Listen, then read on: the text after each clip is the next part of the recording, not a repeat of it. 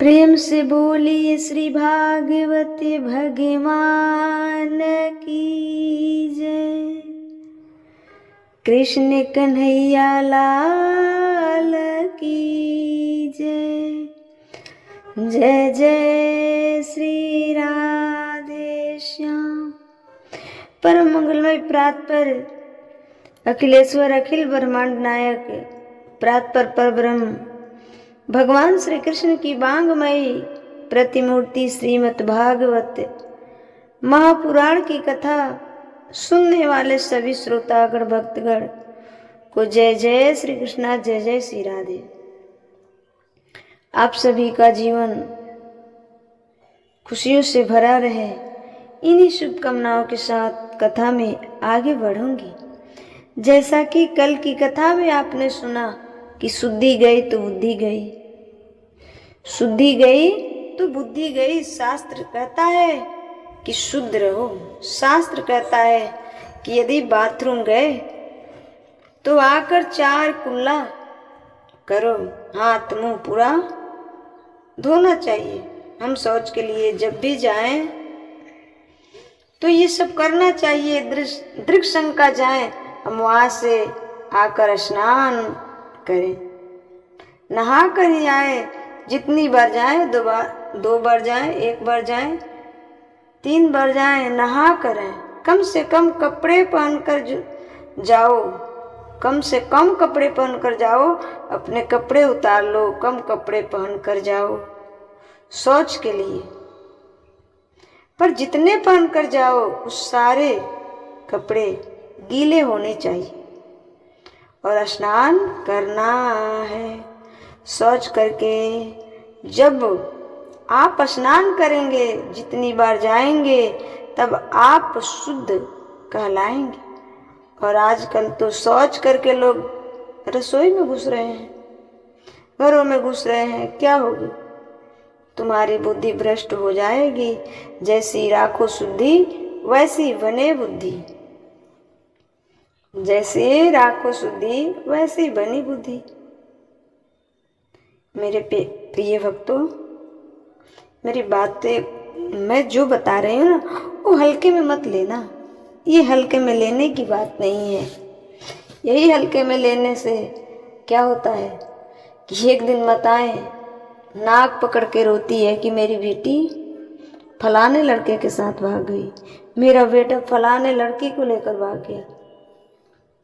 शुद्धि रहेगी तो बुद्धि रहेगी, शुद्धि होगी तो बुद्धि सही होगी। इसलिए मेरी बातों को हल्के में ना लेना। आप कहेंगे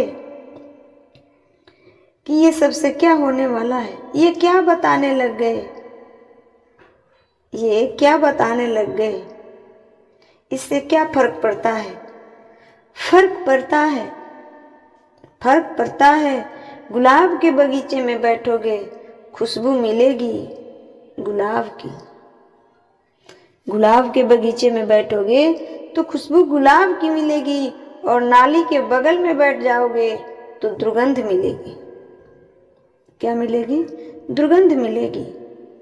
ये वहां के वातावरण पर प्रभाव है, वहां के वातावरण के प्रभाव, नाले का प्रभाव है दुर्गंध, और पुष्प का प्रभाव है सुगंध। इसलिए ये जरूरी है।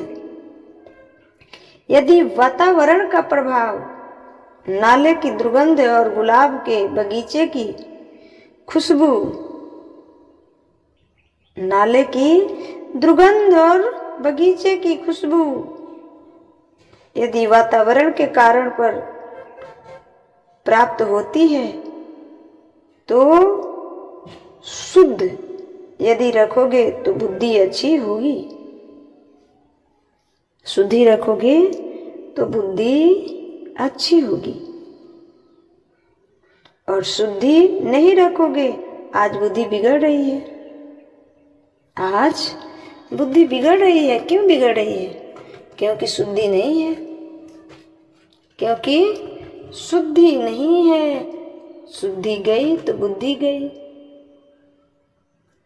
शुद्धि रहेगी तो बुद्धि रहेगी। इसलिए मेरी मैया आप सभी शुद्धि पर ध्यान दीजिए, ठीक है। बिगड़ रही है क्योंकि खान पान शुद्ध नहीं है।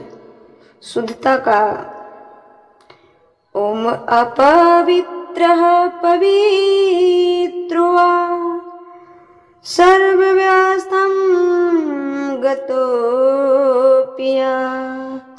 फर्क पड़ता है, जरूरत है शुद्धि की, अब आप नहीं करते, ये बात अलग है। कभी बताने की नहीं है, पहले के लोग ये करते हैं, लेकिन आज का आदमी आसुरी वृत्ति का हो गया है। आज का आदमी आसुरी वृत्ति का हो गया है।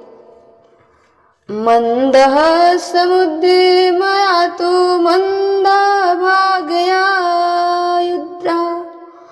मंद बुद्धि का हो गया है, इसलिए सब बताना पड़ता है। लोग फिर भी नहीं समझते। ये बताओ कि हम कुत्ते बिल्ली को कहें कि तुम शौच के बाद स्नान करो? हम किसको कह सकते हैं? किसको? शास्त्र किसको बताया है? शास्त्र किसको बता रहा है? शास्त्र किसको बता रहा है? शास्त्र आज्ञा देता है ना मनुष्य को,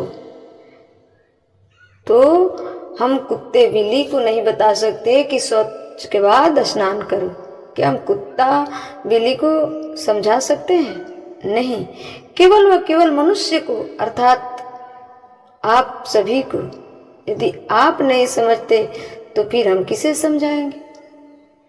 अरे भाई, यदि आपने पवित्रता का ख्याल रखा तो निश्चित आपके विचार पवित्र होंगे, निश्चित आपके विचार पवित्र होंगे, विचार अच्छे होंगे और आप शुद्ध का ध्यान रखेंगे तो बुद्धि तो शुद्ध होगी, भ्रष्ट नहीं होगी। और आप उल्टा ही सोचेंगे। आप कहते हैं कि इससे क्या प्रभाव पड़ता है, तो बुद्धि भटकेगी, मन बड़ा भटकता है। ये सबका प्रश्न होता है कि मन बड़ा भटकता है। और ये बताओ कि तुम्हारा मन भटकेगा, तुम्हारा मन भटक के जाता कहाँ है? अच्छा ये बताओ कि तुम्हारा मन भटक के जाता कहाँ है? मैं बता दूं, तुम्हारा मन भटक के गंदगी में जाता है, विषयों में जाता है। क्यों जाता है? क्योंकि तुम अशुद्ध हो, इसलिए अशुद्धि में जाता है। शरीर में कितने छेद होते हैं? शरीर में कितने छेद होते हैं बताओ? हमारे शरीर में कितने छेद हैं? 9 द्वारे पूरे देही। 2 आंख 2 कान, 2 आंख 2 कान 4 हो गए, 2 नासिका 1 मुंह 7 हो गए। 7 ऊपर है, 2 नीचे, मूत्र द्वार और मल द्वार। आप ये द्वार तो मुंह धुल लेते हैं खूब बढ़िया साबुन से, मुंह धुल लेते हैं, साफ कर लेते हैं, ठीक है, ठीक ठाक है एकदम। जहां भी जाते हैं टिप टॉप बन के जाते हैं। लेकिन आपके पेट में, आपके मन में, आपके विचार में जो गंदगी है, चेहरा साफ है, चेहरा सुंदर है और विचार सुंदर नहीं है। आंख तो है पर भगवान को देखने के लिए नहीं है, भगवान को देखने के लिए नहीं है। क्यों? क्योंकि अंदर शुद्धि नहीं है। वही आंख गंदे चीजों को देखने के लिए है। क्यों? क्योंकि शुद्धि नहीं है। आंख तो है पर भगवान को देख नहीं सकते। देखते आप तो ये जो गलत विचार आते हैं ना, पुरुष स्त्री, ये नहीं आते। आप देखे होंगे कई पुरुषों के, मैंने गौर किया, नोटिस किया कि यदि किसी स्त्री को देखते हैं तो ताकते हैं, देखते हैं, देखते रह जाते हैं। ये क्यों होता है? शुद्धि नहीं होने के कारण शुद्ध रहोगे तो भगवान